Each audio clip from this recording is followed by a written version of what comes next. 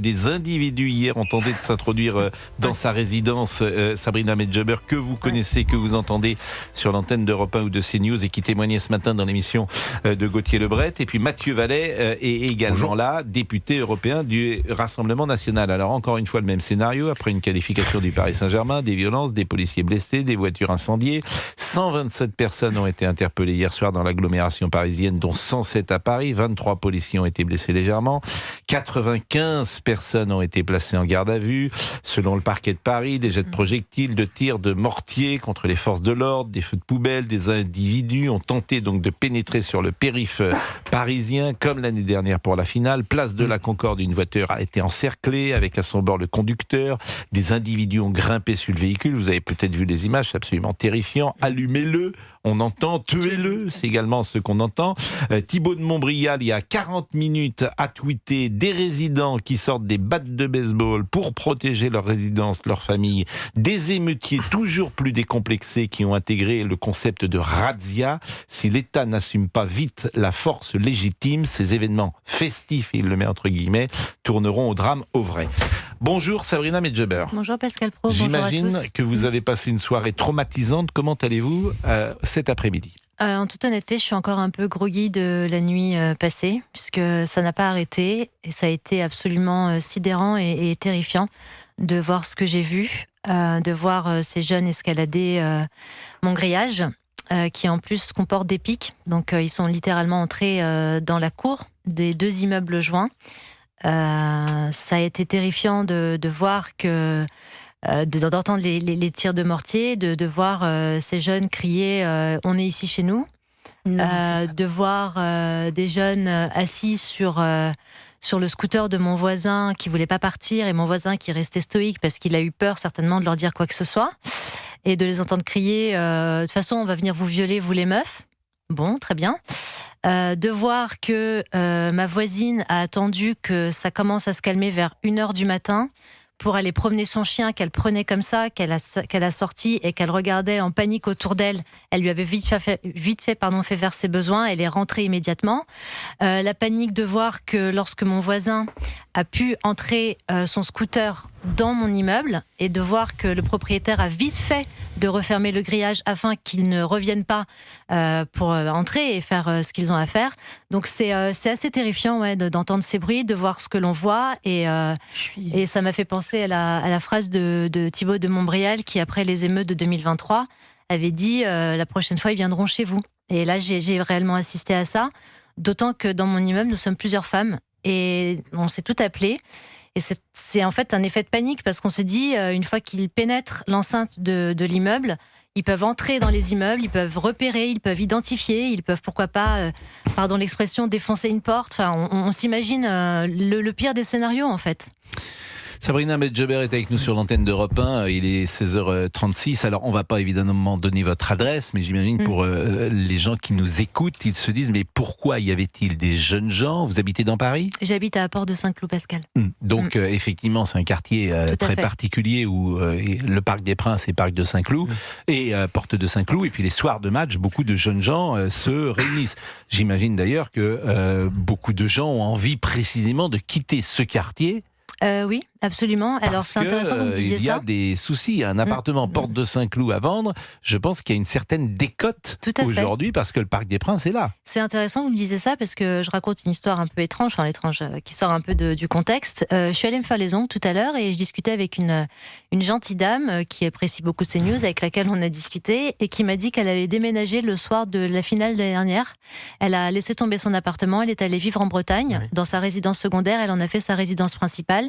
Et du coup, elle loue un appartement ici à Paris de temps en temps lorsqu'elle revient.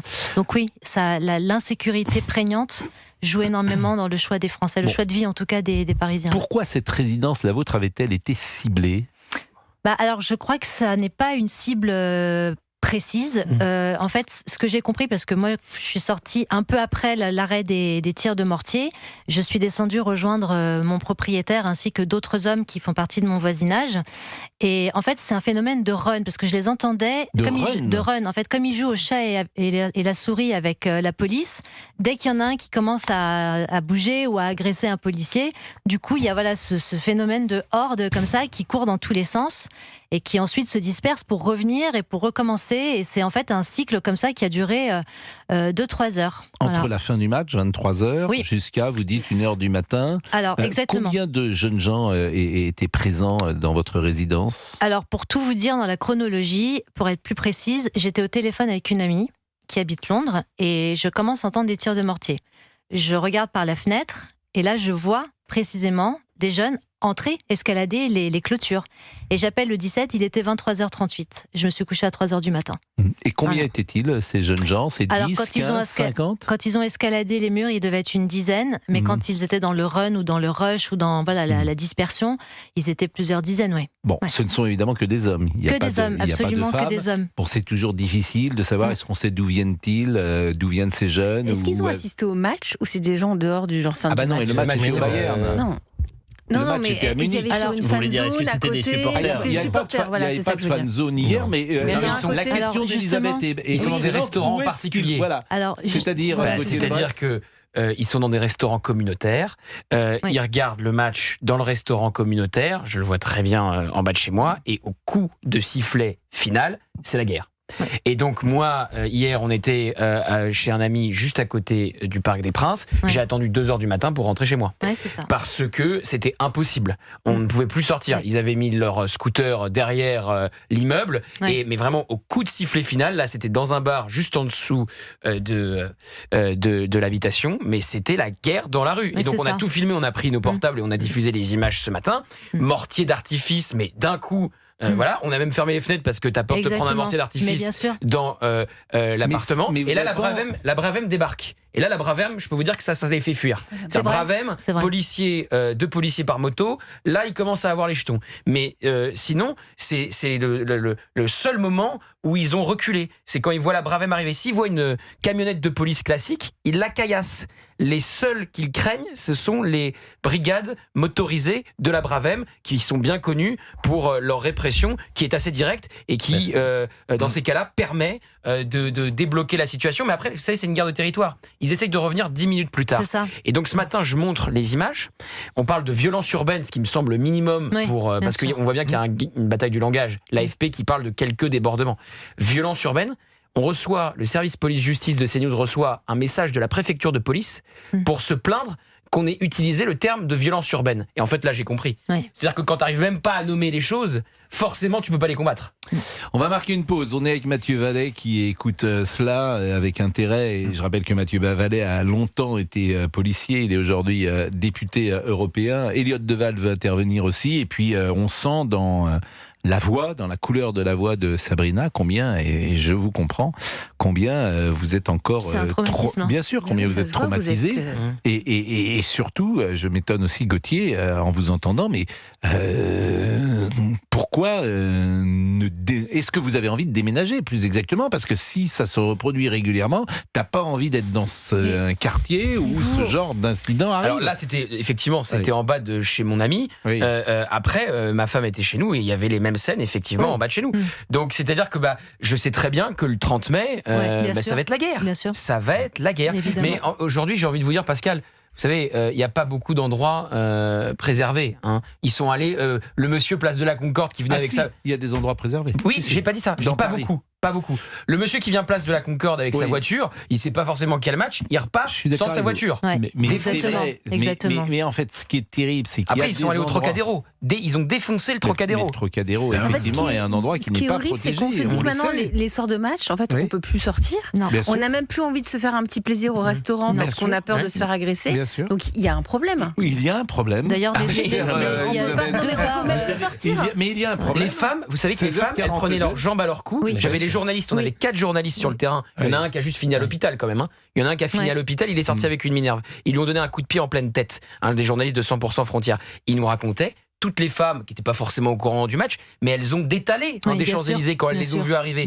Elles ont pris leurs jambes à leur cou. Des hordes. Oui, c'est ça, des hordes. On est des hordes de jeunes gens qui arrivent. À 16h43, je vous propose une pause Alexandre Omar, ce que j'aimerais un jour, c'est avoir un témoignage, effectivement, d'un de ces jeunes, pourquoi pas, et qui explique pourquoi. Ah, on l'a fait. On peut récupérer, si vous voulez, on l'a fait ce matin. Je vais l'envoyer à Laurent Tessier. Et ils insultent tous les mini. Ils expliquent ce qu'ils font. Oui. Et vous avez un long, comme on appelle dans notre jargon, un long son, où plusieurs jeunes l'expliquent.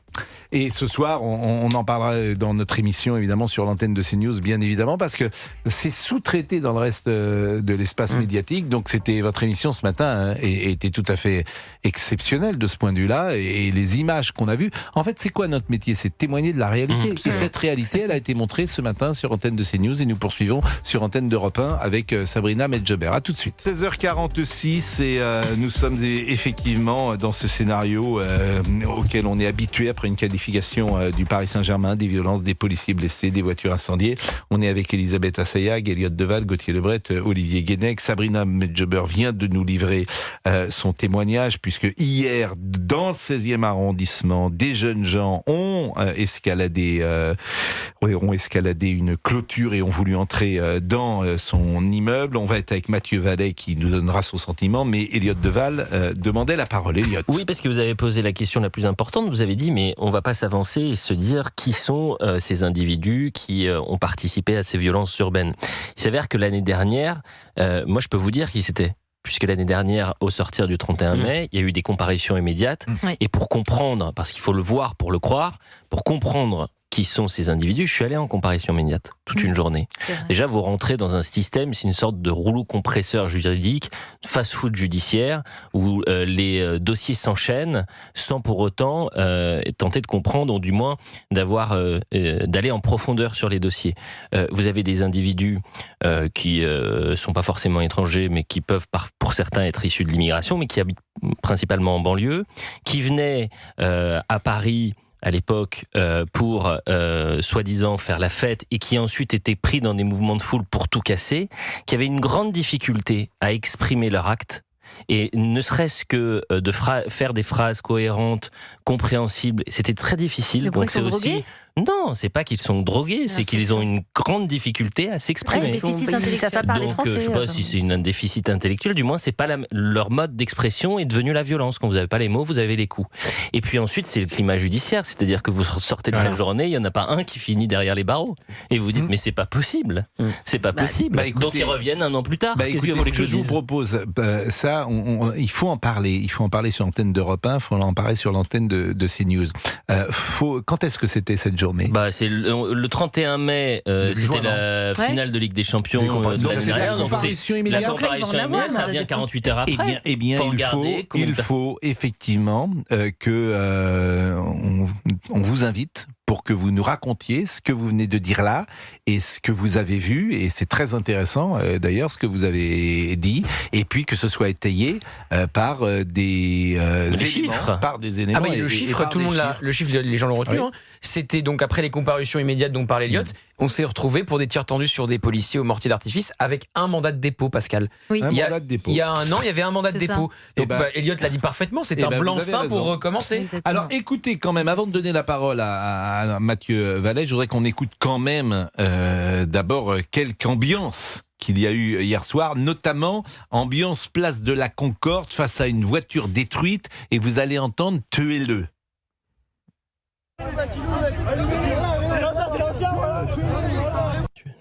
Vous l'avez entendu, on il faut tendre un peu l'oreille sans doute. Et puis, pareil, place de la Concorde, cette fois-ci allumé. C'est-à-dire que ces jeunes gens demandent qu'on allume le feu et qu'on brûle la voiture.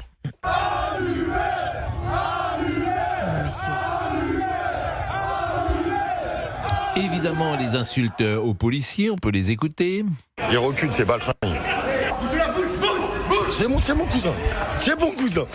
Bon, ça c'est, si j'ose dire, du classique. Et ce matin, Laurent Nunez, ministre de l'Intérieur, était l'invité de Laurence Ferrari. Elle était sur CNews et sur Europe 1. Je vous propose de l'écouter. Je condamne extrêmement fermement. Vous avez toujours des centaines d'individus qui créent ces débordements et qui cherchent à s'en prendre aux forces de l'ordre, à piller des commerces également. Donc le bilan, d'abord, il n'y a pas eu à ma connaissance de pillage de commerce. Il y a eu une tentative, elle a été empêchée. Le bilan, c'est 128 interpellations sur l'agglomération parisienne, dont c'est 127, pardon, dont 108 à Paris, 107 à Paris. On a 11 blessés parmi les personnes qui étaient sur l'espace public, dont une grave, en faisant usage d'un mortier. Et puis parmi les policiers, on a quand même 23 policiers légèrement blessés. Ce qui est important, c'est la réponse policière qui est apportée systématiquement. On intervient systématiquement. Ils ont essayé de bloquer le périphérique, ils en ont été empêchés. Chaque fois qu'il y a eu des tentatives de dégradation, de pillage de commerce, ils en ont été empêchés. Et il y aura toujours cette réponse de grande fermeté. Alors ça, c'est intéressant, ce que dit le ministre de l'Intérieur. Et là, je vais pas m'interroger, je vais interroger Mathieu Vallet. C'est pas tant aux députés que je m'adresse, députés européens, qu'à l'ancien policier. Monsieur Nunez dit à la réponse policière. J'ai vu une image très intéressante d'ailleurs, d'une voiture qui recule, cette voiture de police qui recule. Et les manifestants, les jeunes gens, avancent vers cette voiture parce qu'ils savent qu'elle ne va pas foncer sur eux. Ils le savent. Et elle recule, cette voiture, parce que les policiers savent aussi qu'eux-mêmes ne vont pas avancer avec leur voiture. Ils pourraient. Mais ils ont raison de ne pas le faire, parce qu'ils mettraient la vie en danger de ces jeunes gens, et vous imaginez le lendemain. Mais ils pourraient très bien, puisqu'ils sont canardés, ils pourraient imaginer dans un mauvais réflexe, pourquoi pas, de dire on fonce sur eux. Et heureusement qu'ils ne le font pas. Heureusement qu'ils ne le font pas. Mais la réponse, j'ai envie de dire, elle est plus de souhaiter qu'il n'y ait pas de débordement grave, si j'ose dire, ou d'incident plus grave. J'interprète ça comme une forme de tempérance.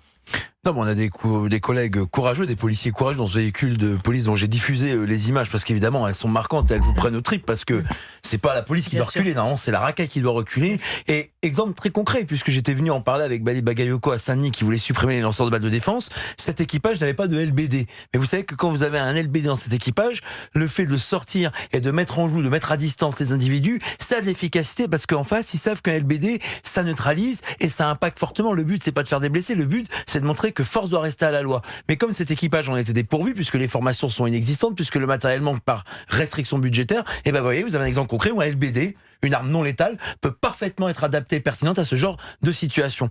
Et vu que vous me donnez la parole, je profite.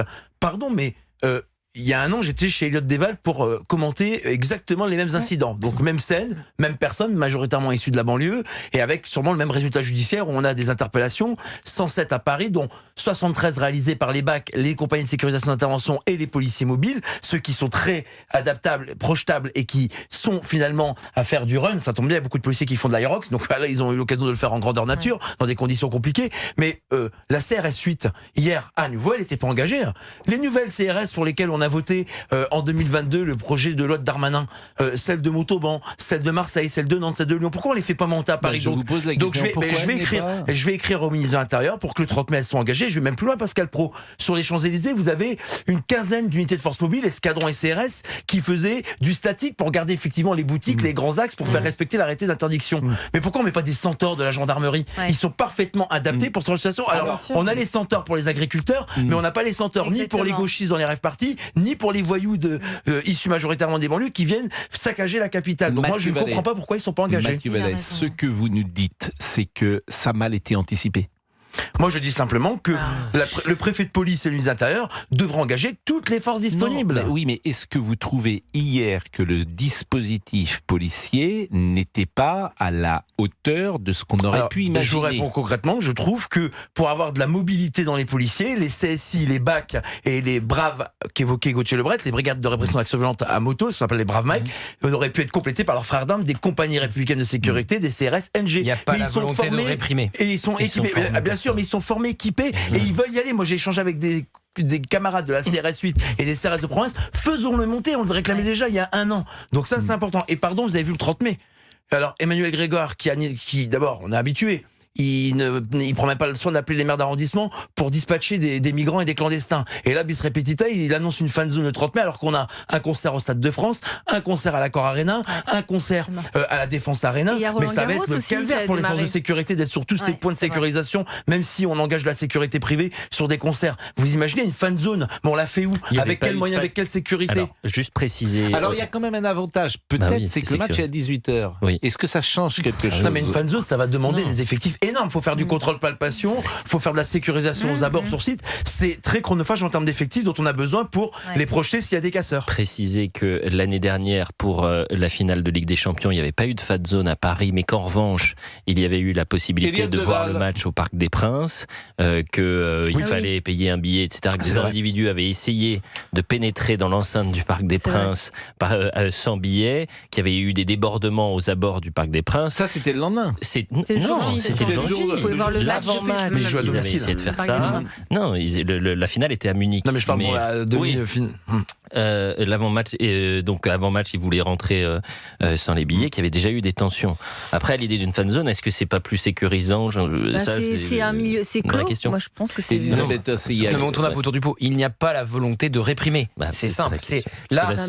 Autant l'anticipation sur la rave party où il y a 17 000 personnes qui se retrouvent sur le champ, je l'entends. Parce qu'une fois qu'ils sont 17 000, avec 600 gendarmes, vous n'allez pas réussir à les évacuer. Il n'y a pas la volonté de réprimer. Voilà, je l'ai très bien vu hier. Les seuls qui arrivent à les faire culer, c'est la Bravem. Et la Bravem, ils y vont mollo. C'est-à-dire qu'ils pourraient y aller. Au début, la Bravem, c'est un conducteur sur la moto et un homme avec une matraque derrière. Mais ça se passe plus comme ça. Donc, ils mettent à terre. Hein. Mais Gauthier, parce qu'après, on a les gauchistes qui vont dire que c'est des voltigeurs. C'est pour permettre, de transporter d'un point A à un point B des opérateurs derrière avec des conducteurs qui sont formés durant 6 mois à l'école de police de Sens. Et ça permet de projeter rapidement des forces. Mais les CRS nouvelle génération le font très bien, comme les BAC et les CSI. Je suis d'accord avec vous, Gauthier Lebret. Avec Marine Le Pen et Jordan Bardella, les instructions, c'est qu'on n'a pas peur des mauvaises images, on va au contact, à la percussion et même à l'interpellation. Après, quid de la réponse pénale? Vous avez raison, Elode Deval, de dire qu'il n'y a pas beaucoup de mandats de dépôt pour dire un l'année dernière. On va continuer ce débat après la pause, débat tout à fait passionnant, en s'interrogeant sur ce qu'on doit faire. On pourra effectivement citer Marine Le Pen également, qui a dit chaque événement sportif est désormais l'occasion pour les délinquants, pour la plupart mineurs, de semer le désordre et la violence, comme cela a été le cas hier dans Paris. Restez avec nous si vous voulez nous appeler également au 01 80 20 39 21. N'hésitez pas, à tout de suite.